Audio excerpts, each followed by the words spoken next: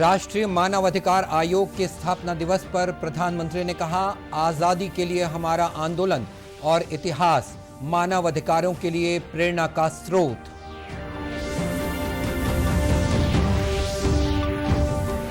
देश में 2 से 18 साल के बच्चों को कोविड टीका लगाने को मिली मंजूरी। 28 दिनों के अंतराल में 2 टीके लगाए जाएंगे।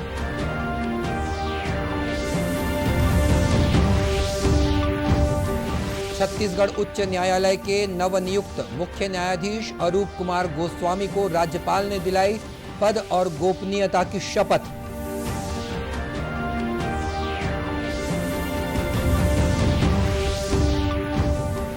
और नवरात्रि का पर्व प्रदेश भर में धार्मिक उत्साह के साथ मनाया जा रहा।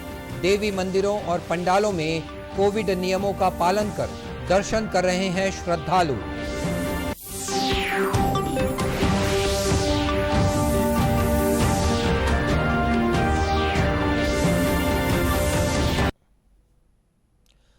नमस्कार, आप देख रहे हैं दूरदर्शन समाचार। मैं हूं मनीष अहलूवालिया और अब समाचार विस्तार से। प्रधानमंत्री नरेंद्र मोदी ने कहा है कि पूरी दुनिया जिस समय प्रथम विश्व युद्ध की हिंसा से जूझ रही थी, उस समय भारत ने अधिकार और अहिंसा का रास्ता सुझाया। वीडियो कॉन्फ्रेंसिंग के माध्यम से 28वें राष्ट्रीय मानवाधिकार आयोग की स्थापना दिवस कार्यक्रम को संबोधित करते हुए श्री मोदी ने कहा कि आजादी के लिए हमारा आंदोलन और इतिहास मानवाधिकारों के लिए प्रेरणा का एक बड़ा स्रोत है। उन्होंने कहा कि आजादी के बाद भी भारत ने दुनिया को समानता और मानवाधिकारों पर एक नया दृष्टिकोण पेश किया है। भारत जब आजाद हुआ तो हमारे संविधान द्वारा की गई समानता और मौलिक अधिकारों की घोषणा उतनी ही सहजता से स्वीकार हुई। साथियों, आजादी के बाद भी भारत ने लगातार विश्व को समानता और मानवाधिकारों से जुड़े विषयों पर नया पर्सपेक्टिव दिया है, नया विजन दिया है। बीते दशकों में ऐसे कितने ही अवसर विश्व के सामने आए हैं जब दुनिया भ्रमित हुई है, भटकी है, लेकिन भारत मानव अधिकारों के प्रति हमेशा प्रतिबद्ध रहा है, संवेदनशील रहा है। तमाम चुनौतियों के बाद भी हमारी ये आस्था हमें आश्वस्त करती है कि भारत मानव अधिकारों को सर्वोपरि रखते हुए एक आदर्श समाज के निर्माण का कार्य इसी तरह करता रहेगा। प्रधानमंत्री ने कहा कि सरकार समाज में हाशिए पर रह रहे लोगों के लिए सुविधाएं, बुनियादी जरूरतें और बेहतर आजीविका मुहैया करा रही है। उन्होंने कहा कि सरकार ने बिना किसी भेदभाव के समाज के प्रत्येक व्यक्ति की जरूरतों को ध्यान में रखते हुए सभी सुधारों और कार्यक्रमों की रूपरेखा तैयार की है। श्री मोदी ने यह भी उल्लेख किया कि गरीबों को न केवल बुनियादी सुविधाएं उपलब्ध कराई जा रही हैं, बल्कि उन्हें अनेक अवसर उपलब्ध कराकर उनकी गरिमा को बहाल किया जा रहा है और उन्हें सशक्त बनाया जा रहा है। लंबे इंतजार के बाद आखिरकार देश में बच्चों के लिए कोरोना वैक्सीन को मंजूरी दे दी गई है। डीजीसीआई ने 2 से 18 साल के बच्चों को टीका लगाने की मंजूरी दी है। इसके मुताबिक 28 दिन के अंतराल पर बच्चों को कोरोना वैक्सीन के 2 टीके लगाए जाएंगे। इसके लिए भारत बायोटेक कंपनी की वैक्सीन को मंजूरी दी गई है, जिसने कोवैक्सीन का निर्माण किया है। उधर राष्ट्रव्यापी टीकाकरण अभियान के तहत देश में अब तक 95 करोड़ 89 लाख से अधिक कोविड रोधी टीके लगाए जा चुके हैं। स्वास्थ्य मंत्रालय ने कहा है कि कल 65,86,000 से अधिक टीके लगाए गए। पिछले 24 घंटों के दौरान 14,000 से अधिक नए मरीजों में संक्रमण की पहचान हुई है। इस समय लगभग 2,15,000 से अधिक रोगियों का इलाज चल रहा है, जो कुल हुए संक्रमित मरीजों का 0.63% है। मंत्रालय ने कहा है कि स्वस्थ होने की दर 98.04% पहुंच गई है। कल 26,000 से अधिक मरीज ठीक हुए हैं। इसके साथ ही स्वस्थ होने वालों की संख्या 3,33,20,000 से अधिक हो गई है। कल 181 कोविड मरीजों की मृत्यु भी हुई है। इन्हें मिलाकर अब तक लगभग 4,51,000 मरीज इस बीमारी से पीड़ित हो चुके हैं। इधर छत्तीसगढ़ में कल 24 नए मरीज कोरोना संक्रमित पाए गए। अब तक प्रदेश में 10,05,554 लोग कोरोना संक्रमित हुए हैं, जिनमें से 9,91,788 लोग स्वस्थ हो चुके हैं। फिलहाल प्रदेश में 196 सक्रिय मरीज हैं, जो विभिन्न अस्पतालों और होम आइसोलेशन में अपना उपचार करा रहे हैं। प्रदेश में कोरोना की औसत पॉजिटिविटी दर 0.12% ही रह गई है। छत्तीसगढ़ उच्च न्यायालय के नवनियुक्त मुख्य न्यायाधीश अरूप कुमार गोस्वामी को राज्यपाल अनुसुईया उइके ने राजभवन में पद और गोपनीयता की शपथ दिलाई।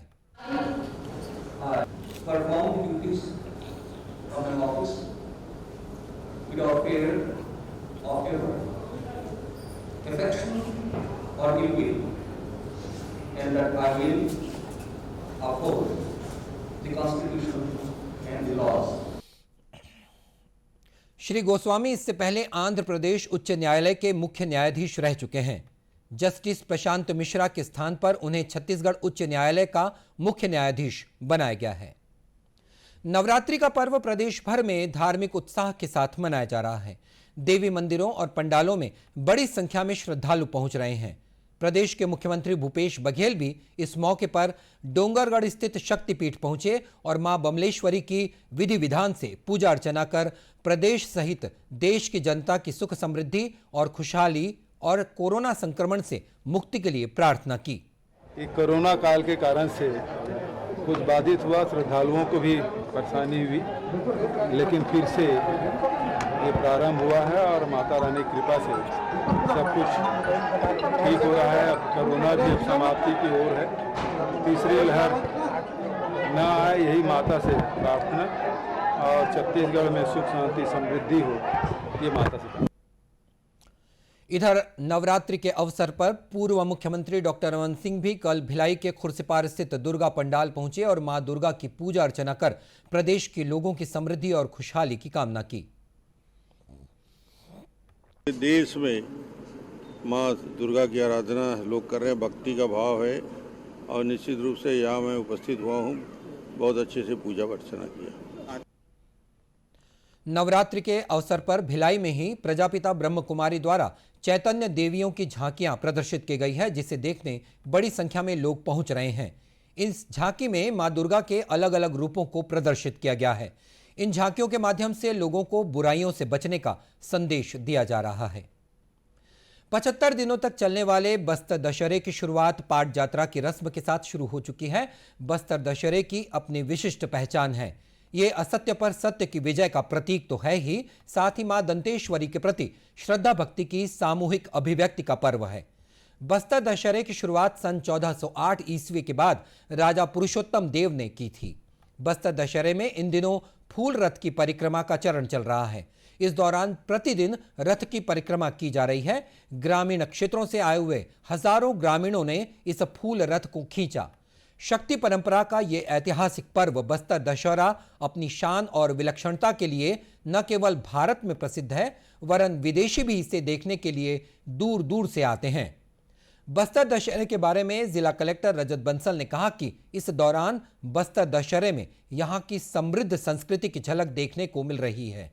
महोदय के मार्गदर्शन में हम दशहरा की फूल रथ का जो परिक्रमा चल रहा है उसकी तैयारी का भी जायजा ले रहे हैं। साथ में माननीय मुख्यमंत्री महोदय का जैसा निर्देश प्राप्त हुआ है, बस्तर की संस्कृति की झलक आम नागरिक तक बस्तर के पहुंचे, उसके मद्देनजर हम लोग यहाँ पर देवी मड़ई का आयोजन इस बार शुरू हो रहा है। माननीय सांसद महोदय के मार्गदर्शन में दशहरा समिति के गाइडेंस में ये पूरा काम किया जा रहा है, जिसमें बस्तर के रीति रिवाज जो हैं, परंपराएं हैं, उसको दर्शाया जाएगा और एक सेफ माहौल में घर परिवार के साथ लोग इसको एंजॉय कर सकते हैं, उस तरह का माहौल यहाँ बने। और आपको बता दें कि परंपरा के अनुसार रथ परिक्रमा के दौरान राउरीन और पनारा समाज की महिलाएं रथ की नजर उतारती हैं और इस दौरान पुष्प वर्षा भी की जाती है। प्रदेश में मछली पालन व्यवसाय से जुड़े लोगों को राज्य सरकार की नरवा योजना के तहत आमदनी बढ़ाने के लिए प्रोत्साहित किया जा रहा है। इसी कड़ी में जांजगीर चांपा जिले में 6,500 मछली पालक किसान विभिन्न योजनाओं का लाभ लेकर अपनी आमदनी बढ़ा रहे हैं। जिले के 7,397 तालाबों और 86 जलाशयों में मछली पालन के जरिए हजारों लोग अपनी आजीविका चला रहे हैं। प्रदेश के तालाबों में मछली बीज का संचय करने के साथ ही जुड़े हुए महिला स्व सहायता समूहों को मछली पालन का प्रशिक्षण भी दिया जा रहा है। इन किसानों को कोऑपरेटिव बैंकों से ब्याज मुक्त ऋण उपलब्ध कराए जा रहे हैं। मछली पालक किसान ललित कुमार कैवर्त ने बताया कि ऋण सुविधा का लाभ लेकर वे मछली उत्पादन के जरिए अपनी आमदनी को बढ़ा रहे हैं। देश के प्रधानमंत्री श्री नरेंद्र मोदी जी कहा है कि स्वयं व्यक्ति आत्मनिर्भर बने, तो मैं इस बात को सुना और अपने मन में विचार किया कि क्यों नहीं मैं एक मछली पालन का मैं व्यवसाय करूं, क्योंकि मैं अपने आप में एक आत्मनिर्भर बनकर उठूं, क्योंकि मैं मछली पालन करने पर कई प्रकार की इसमें जीरा बच्चा से लेकर बड़े मछली में आमदनी होता है। तो मैं अपने आप में सोचा कि ये जीरा बच्चा मैं इस नर्सरी में मैं डालता हूँ और डालने के बाद उसको मैं क्या करता हूँ, फिंगर साइज में उस तालाब में ट्रांसफ़र करता हूँ। पिछले 2 वर्षों के दौरान प्रदेश में मछली बीज उत्पादन में 13% की वृद्धि हुई है। साथ ही मछली बीज उत्पादन और संचयन के लिए जिले में 3 हैचरी और 6 शासकीय मछली बीज प्रक्षेत्र स्थापित किए गए हैं। वर्ष 1971 के युद्ध में भारत की पाकिस्तान पर ऐतिहासिक जीत के 50 साल पूरे होने पर देश भर में कई कार्यक्रमों का आयोजन किया जा रहा है। इसी संदर्भ में इस वर्ष को भारतीय सैनिकों के सम्मान में स्वर्णिम विजय वर्ष के रूप में भी मनाया जा रहा है। भारतीय सेनाओं की इस विजय की स्मृति में भारत के दक्षिणी राज्यों की यात्रा के बाद ये स्वर्णिम विजय मशाल आज से 19 अक्टूबर तक छत्तीसगढ़ में रहेगी। ये मशाल आज कवर्धा पहुंची। प्रदेश के कई सैनिकों ने 1971 के युद्ध में हिस्सा लिया था। इन्हीं में से एक लेफ्टिनेंट कर्नल वीजी तामस्कर ने बताया कि युद्ध में भारतीय सैनिकों ने अपनी जाबाजी से जीत हासिल की थी। का सैनिक बहुत बहादुर है और उसको कमतर आंकना बहुत बड़ी गलती होगी। हिंदुस्तान की सेना पाकिस्तान की सेना से कोई कमज़ोर नहीं है, मगर हिंदुस्तान की सेना की सबसे बड़ी खासियत ये है कि सेना को अपने ऑफिसर्स के ऊपर बहुत ज़्यादा भरोसा है और वो अपने ऑफिसर्स के लिए और अपने बड़े लोगों के हुक्म के लिए कुछ भी करने को तैयार रहते हैं। इसको बोलते हैं संपूर्ण समर्पण। लेकिन पाकिस्तान के जो कैदी अपने को 1971 में मिले थे, उनकी सबसे बड़ी शिकायत ये थी कि साहब हमारे अगर ऑफिसर हिंदुस्तान के ऑफिसर के जैसे हो जाते तो हम नहीं हारते। इस युद्ध के एक और साक्षी विंग कमांडर महावीर ओझा ने बताया कि युद्ध के दौरान प्रत्यक्ष और परोक्ष दोनों ही तरीकों से लड़ाई लड़ी गई कि नेट के सामने उनका साइबर सुपीरियर था, लेकिन जिसको हम बोलते हैं कि it counts who is man behind the screen, the machine. तो हमारे पायलट इतने एक्सपर्ट हैं कि उनकी मुंह की खानी पड़ी और हमने शिकस्त दिया। इसलिए जनरल अरोरा जो हमारे इंडियन कमांडर थे और उस साइड में बैठा था जनरल नियाजी पाकिस्तान आर्मी का, उसने सरेंडर किया। ये विश्व का सबसे बड़ा इतिहास रचा गया। over 90,000 पीपल उन लोगों ने सरेंडर किया विथ आर्म्स एंड एम्यूनिशन। उसका मैं विटनेस रहा। कर्नल JSS कक्कड़ ने बताया कि युद्ध के दौरान जवानों ने संघर्ष किया और जीत हासिल की और विश्व का सबसे बड़ा इतिहास रचा गया। मैं एक अपना पैर गंवाया इस युद्ध में। ये जो मैं पहन रहा हूँ, चल रहा हूँ, ये लकड़ी के पैर से है। बड़ा एश्योर यू, मैं लाइफ में कभी भी अपने आप को डिसेबल नहीं समझा। एक अपंग नहीं रहा, पर असहाय कभी नहीं रहा। मैंने इवन नौकरी भी नहीं छोड़ी, एक पैर पे पूरी नौकरी की 20 साल तक।